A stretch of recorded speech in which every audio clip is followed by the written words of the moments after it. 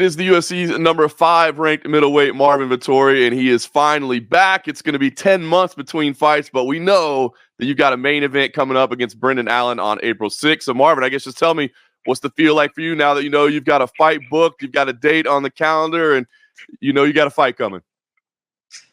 Yeah, I'm excited, man. And I feel everything, a lot of things are clicking finally, finding the right place for the training. And yeah, I'm just, just improving day by day. And I'm very excited that, Bakit lang ng intervista, mama? Gusto ko ng intervista. My mom is a mom. So I'm saying, yeah, so I find a lot of things are clicking. And, I know I have to go out and just put on some great performances. And he's the perfect guy. He's been asking for me a couple times. And, now, he came up in the rankings, and everybody knows I don't turn down fights. So, here we are, and I'm glad. I'm glad he knows what goes on with me. I checked him out a little bit when he was at the PI a couple times, and he got all mad because basically he was sitting down with Strickland and Chris Curtis and having a laugh and just eating. And he said a couple things about me before, and then he came up to me and he just shook my hands, and he was all nice to me, and I was like, I just reacted to it very fast, and I just gave him my hand. But I'm I'm not that kind of guy. If you talk shit to me, I'm not gonna, it's not gonna be all cool when we see each other. I don't expect, you don't have to we're still civil guys to an extent, and so we're not really I'm not expecting you to just try to pick a fight, but I also don't expect you to just come up and just nothing happened and just shake my hand, But at the moment I just reacted to it, I just gave my hands and I let it slide. Then I saw him sitting down with Strickland and King Curtis, and I'm like, and I went up to him at the where we eat at the PI, and I said, "Hey, doesn't it bother you to just sit down with those two guys that knocked you out and just having a laugh and eat?" And he was like, even Strickland and Chris Curtis, they were all like, "What the fuck's going on?" And then I was like, and he was like, no, it's all good. Eventually I'll fight him again. And I said, well, that's you. I definitely would have won that. I definitely couldn't have done that. And then I guess he went on and just went to say something, because it was his fight week. So it's he went on to say something to, I don't even want to say whatever, because, I don't want to bring other people in between. But, he went on and cried, basically. And then, it was my fight week, and this guy come up like this, to me and check me like that. Listen, I'm to be honest, I'm real in that sense where, to me, it's if you say something, then you'll have to back it up when you see me all the time. Absolutely. I love it. Now I know there's even more flavor. I was already excited for the fight. Now I know there's a little bit more of a backstory as well. He always speak against me throughout a long time. This guy's been, he's been following me for a long time.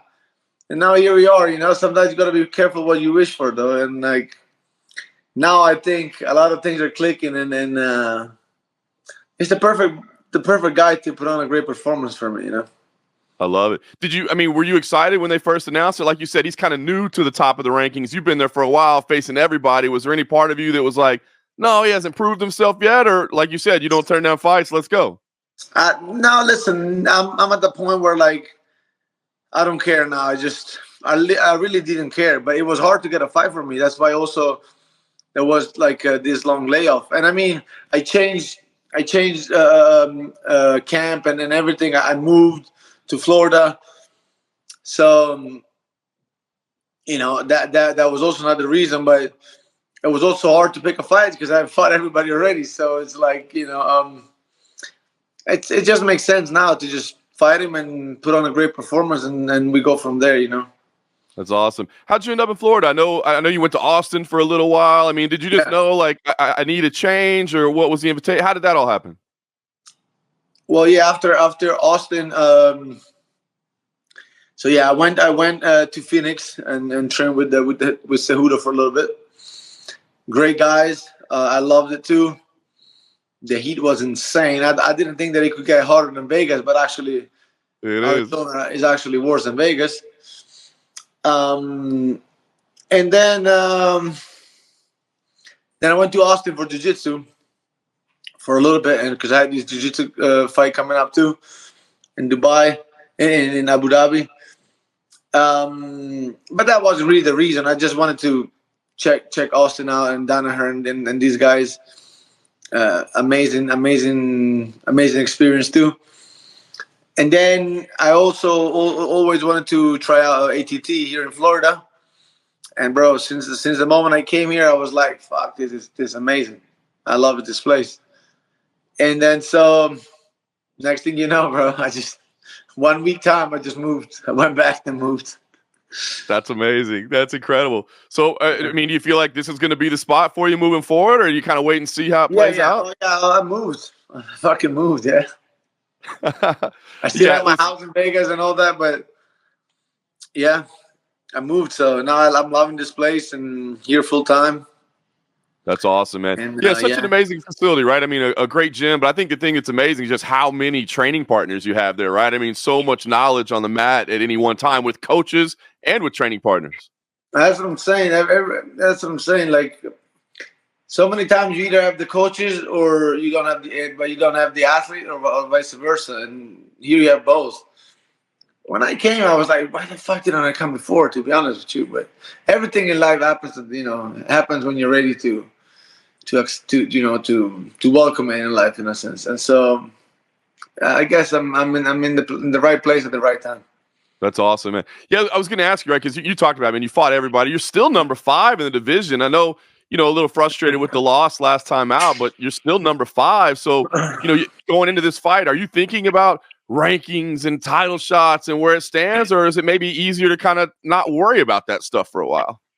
Well, of course, I always think about that, but I always have the title in my mind. That's for sure, of course. Especially knowing, Strickland being the champion. Like I know I can do it. I know I can fucking do it. So of course, it's in my mind. But now also, I can't let it just eat me inside, in a sense. So I just, I'm just gonna focus on the next performance. Just make sure like I do great, and then we go from there. And then yeah, man. I mean, I look back at some of my fights and I'm like, fuck, bro. Like I'm a hard-headed motherfucker, bro. Like, I mean, everybody knows that. Like, and it's just like, I just fucked up because of my hardness. Like, because I don't know why. Like, I guess even also, being in the right place. But since I got here, man, I just started like going back to my roots a bit more and just grappling a lot and just like. And I'm like, fuck, like I'm a nightmare when I stick to that too. So and I think the ability that I have to mix it up is the best in the game. I'm actually the most well-rounded, I think. But it's obviously very hard to put it together too. So, but that's where I should have worked more. And yeah, man. I mean, I look at the last fight and I'm like. And I mean, I know why. Like I'm not gonna even mention anything, but obviously I had some stuff that I was carrying with me in terms of injuries and shit that kind of like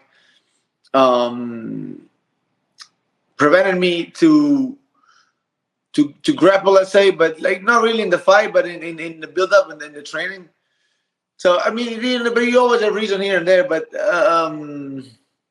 But bottom line is like, why the fuck didn't I just mix it up and wrestle and just like why like some of the things, and so, but it is what it is, man. Like at the end of the day, I got wide shoulders, hard head, and I just gonna keep going, and I'm gonna make it right for myself. That's it.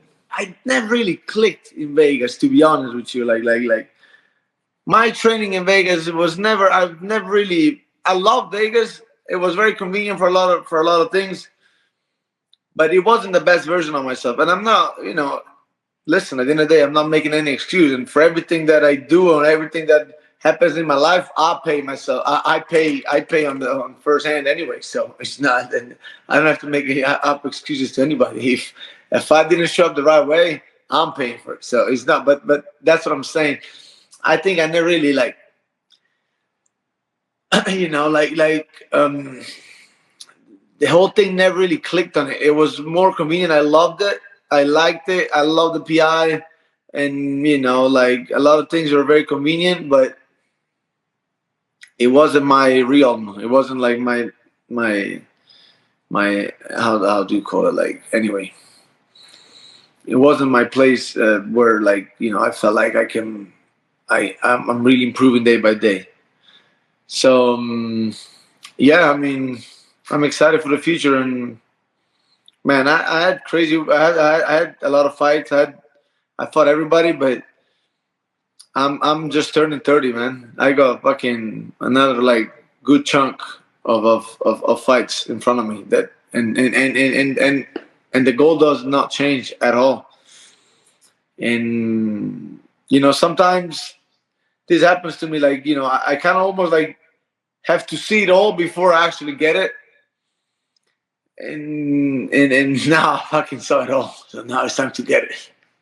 I love it. Can't say it any better than that, man. Like you said, a lot of bright days ahead of you. The next one is up on April 6th. I guess, Marvin, last thing I'll ask you, I mean, are you thinking about this whole year, kind of what you hope to accomplish, or how many times you hope to fight, or is it just let's get dialed in on April 6th and figure it out from there? Listen, if everything goes well and I'm doing good, and I just like, for me to stay active is really not a problem. It's really not a problem. That's all I do. I mean, like, one day to another, I decided to move just because I thought that this was a better place for me. So for me to stay active, I'm people who is around me, they know, like, I'm completely committed to this. So to stay active is not a problem. But at this point, it's definitely also important to do the right thing. So if everything is going in the right way, then I can be fighting 3-4 times this year, no problem. So it's all about making it right, So, but obviously, I'm not overlooking Allen at all. He's fucking solid. He got some good grappling for sure on him.